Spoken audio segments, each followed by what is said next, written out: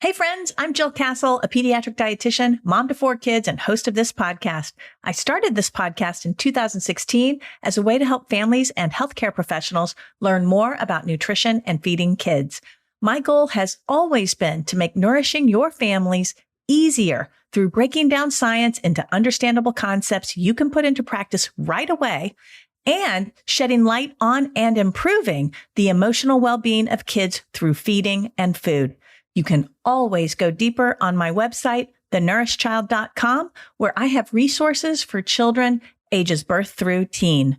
I'm always so grateful you're here, and I hope you enjoy the show. Welcome to the Nourish Child Podcast, a show about childhood nutrition, feeding kids, and dealing with the ups and downs of growing a healthy child. Here's your host, registered dietitian and childhood nutrition expert, Jill Castle.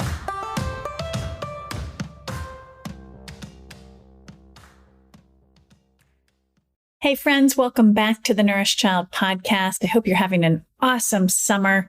We are airing here at the end of July, and I feel like we wait all year for such a small slice of our year over the summer. And I know for myself, I'm very much enjoying this season. It is my favorite season of the year. And I hope if it's your favorite, you're enjoying it too. Today, we are talking about why kids eat. And specifically, I want to hone in on eating self-regulation.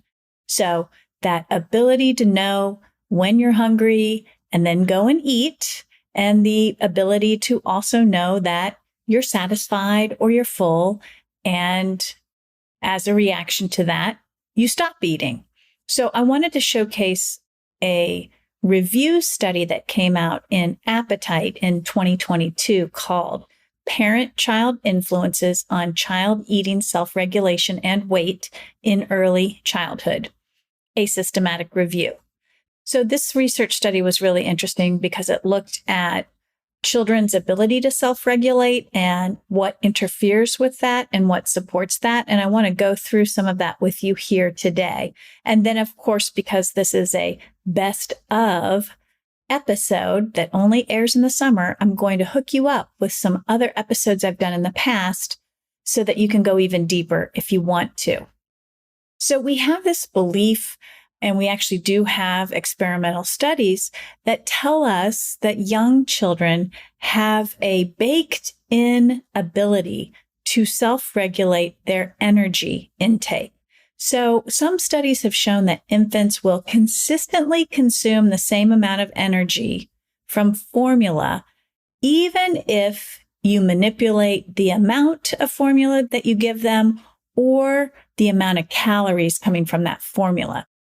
So even with those kind of manipulations, you give less, you give more, or you make the formula higher in calories, infants will consistently consume the same amount of energy despite those changes. And we also have studies that have shown us that as young as infancy, children are able to respond to their internal signals, what we call satiation cues.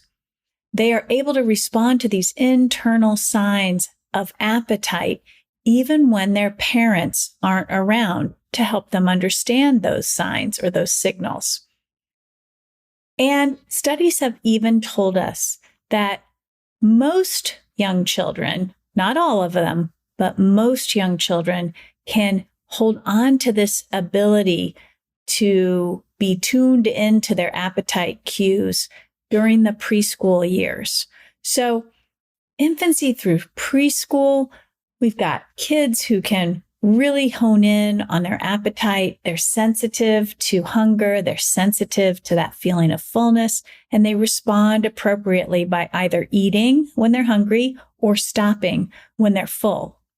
But what we know also is that as kids get older, they change. They vary in their ability to adjust their energy intake or the amount of food that they consume based on the energy content of the food that they're eating. So some kids can still be really good at regulating that, but other kids might not be. We know that studies have told us that children who carry extra body fat demonstrate less ability to accurately adjust their calorie intake compared to kids who are at a more healthier amount of body fat on their frame. So it's really interesting, and it begs the question, why does this change? Number one, if we're naturally born with this intuition to know when to eat and when to stop eating, what changes? What is different? Is it the parenting or is it something else? And I talk a lot about feeding, as you know, if you've been listening to this show, or if you've been on my website, thenourishchild.com, and look at some of the articles I've written. I talk a lot about food parenting and feeding children and how our approaches and our attitudes around feeding can change based on what our kid is doing, but it can also change our kids' eating behavior. But there's this interesting concept called food approach. And this is kind of baked into your child, actually.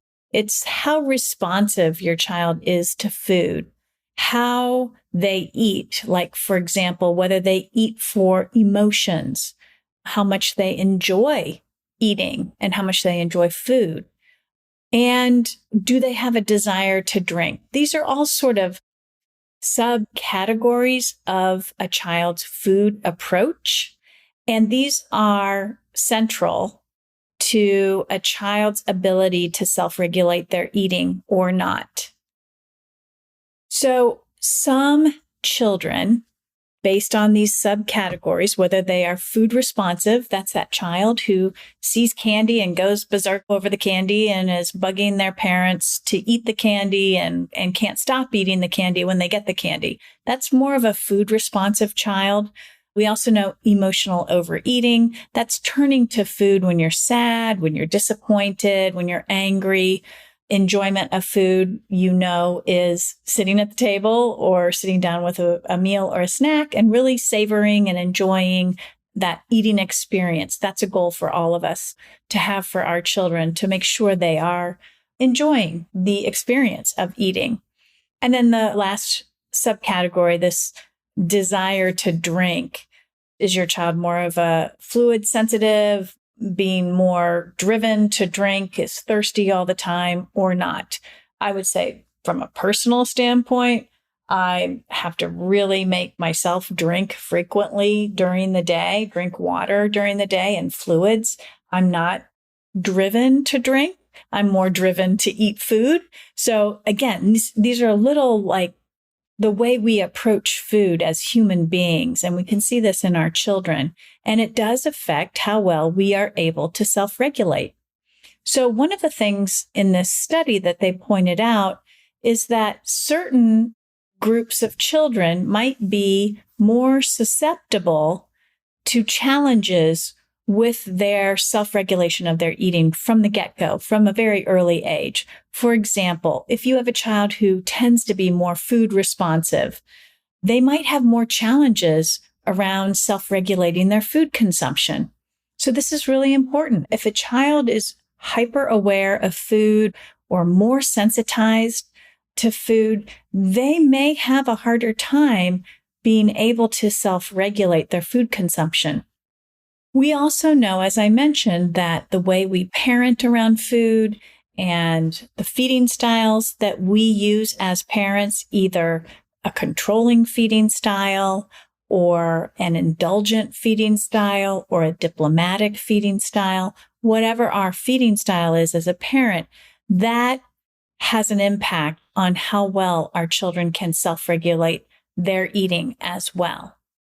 So as I mentioned, you can watch your child and their response to food, and that can change the way that you feed your child. So if you see a child who is more responsive to food, seems to be obsessed with sweets, for example, you as a parent might perceive your child as not being able to self-regulate their eating when they are around those foods. As a result, you may change your approach to feeding your child because of what you're seeing. There's one long-term study that found that when a child carries more body fat at age 4, it predicted that a parent would engage in food restriction at age 10. So again, this type of food parenting behavior where we're becoming more controlling because we see our child be more obsessed or be more food responsive or more food seeking, that change in our parenting behavior can undermine or discourage our child's eating self-regulation.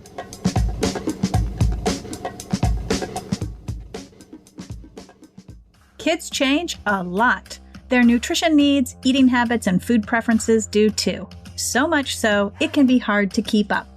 The Nourished Child, a website designed for parents who want more nutrition education, helps parents like you get crystal clear on raising good eaters. We've cracked the code on nourishing the whole child, whether you're raising a baby, a teen, or a child with health concerns. Our nutrition school and parent education programs help you get the inside scoop on food and nutrients, positive food parenting, and building self-motivated, autonomous kids who are good eaters. Visit thenourishedchild.com today.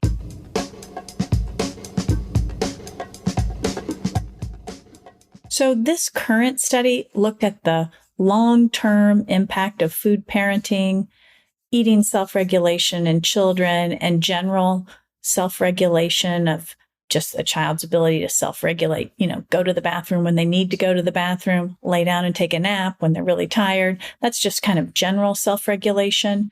So this particular study looked at the long-term impact of food parenting, a child's ability to self-regulate, and what kind of impact that had on a child's health and well-being over time. And here's what they found. They found that parents, when they attempted to restrict the amount and type of food a child was eating, might be counterproductive because they interfering with teaching their children to eat in response to hunger and fullness cues. So when we try to control the type of food our kids are eating, or we try to control the amount that they're eating, we may be interrupting our kids' ability to self-regulate their eating, to be in tune with their hunger and respond to that appropriately, and to be in tune with their fullness cues and respond to that appropriately. They also found that parents who use food as a reward or food to soothe their children's emotions may be encouraging a child to eat as a way to cope with their negative emotions. So these parents, and if you find that this is something that you tend to do with your own children, you need to find some alternative strategies for consoling your child. So the authors suggested things like problem solving. So sitting down with your child and identifying the problem and coming up with a solution together. Another strategy they said for consoling children was to validate their emotions. Redirection was another strategy. So instead of using food to soothe your child's emotions, to calm your child down, use these alternative strategies for consoling your child, like problem solving, emotion validation, redirection. Because if we don't teach our child other ways to soothe themselves, we may be teaching them to eat as a way to cope with negative emotions. They also found that certain subgroups of children who are larger bodied during early childhood might be more susceptible to developing food behaviors like obsession, focusing on food, overeating, or disinhibited eating when you're around a food that you really love that might have been restricted in the past, that children are a little bit more at risk for developing these types of behaviors around food in later childhood when they are larger bodied in the earlier years of childhood. Again, this is probably related to the food parenting interactions around food. And again, It's not something that, oh, it's the parent's fault because they're reacting and doing this to the child. That's not the scenario. The scenario really is that a child is demonstrating some behavior and the parent is reacting to that behavior. And so understanding that what your child is doing can influence your parenting around food is an important thing to be aware of so that you can catch yourself if you find yourself engaging in things like food reward or food restriction, because it can change the ability of your child to self-regulate. They found that in children who have, again, back to executive functioning, who have challenges in that area. And for me, that drums up images of sometimes children with ADHD. They have challenges with their executive functioning.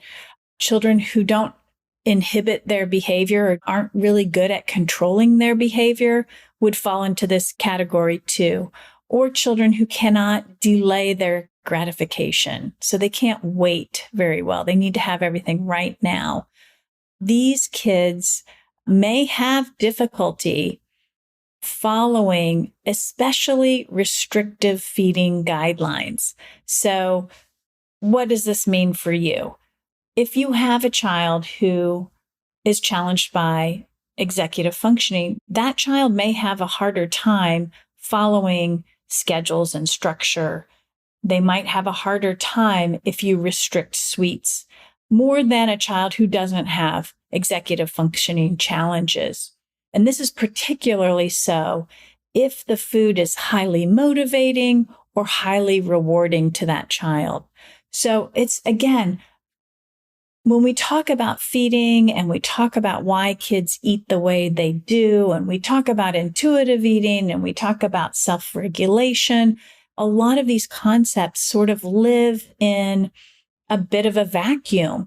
And what I want you to take from this particular topic is that we really need to look at the individual child and we need to look at the individual parent so that we can understand how our actions as a parent might be affecting our child based on who they are. We know that when we talk about that controlling feeding style, which is very top-down, parent to child, we know that parents who have a controlling feeding style can really interfere in their children's ability to develop self-regulation over time, especially in children who have executive functioning impairments. So this is really important. The study also indicated that a child who has poor delayed gratification, who cannot wait for a snack, for example, who can't follow the structure at home and is constantly in the kitchen looking for more food, that child who has that poor delayed gratification, particularly in early childhood, was at higher risk for body fat gain over time. So again, these studies are looking at eating self-regulation, the overall fluctuations in body fat over time, and a child's health, and a parent's parenting around food. Very interesting study. There's lots of stuff to unpack here. And I have some more episodes for you to dive into a little bit deeper if you want to learn more. You might want to check out this study and listen to this podcast again. I'm right in the throes right now of writing an entire chapter on eating in my upcoming book, which I just got my contract for today. Yippee, yippee, yippee. But I break all of this down to you. So when we're talking about children and their eating, yes, it's about the food that they are eating. Yes, it's about how we are feeding our children and the feeding approaches that we're using. But a lot of it has to do with their internal temperament, their developmental stage, their executive function. And so we need to keep this larger picture in mind when we're dealing with our kids and trying to understand what's motivating their eating, where these behaviors are coming from. In the meantime, here are some additional podcasts to listen to. And I know you will get so much more out of this topic. There's a lot to learn and consider. So episode number 62, How to Raise Middle School Girls Who Eat with Katie Hurley. Katie digs into what is going on with our girls when they're at school, eating school lunch, and what you can do as a parent to help them. Katie is a child and adolescent psychotherapist, speaker, and the author of The Happy Kid Handbook and No More Mean Girls, as well as the founder of Practical Parenting. I think you'll get a lot out of that episode because she does talk about the stage of development in middle school and how it impacts the socialization of middle school girls, and that trickles down to their eating. I also interviewed Melanie Smith, and that episode was called The Science of Emotions and Eating. And she really explores the fact that there's no denying that emotions and eating have a relationship. And we talk about how difficult it can be to moderate your own feelings while showing your child positive examples and ways to express their own emotions.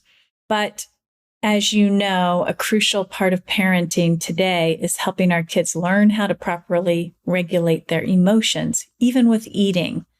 So Melanie helps us through that. She's an expert in eating disorders, and she comes on the show and discusses the importance of teaching emotional regulation in children and how it relates to food. So I think you'll really get a lot of that out of that episode. And then I also had Dr. Mary Kurchinka on the show. She's a best-selling author, lecturer, and parent educator. And she explains that temperament is a natural first reaction to the world around us. And she says you can see your child's temperament even in utero and at birth. And she explains how your child's temperament can impact your relationship with them.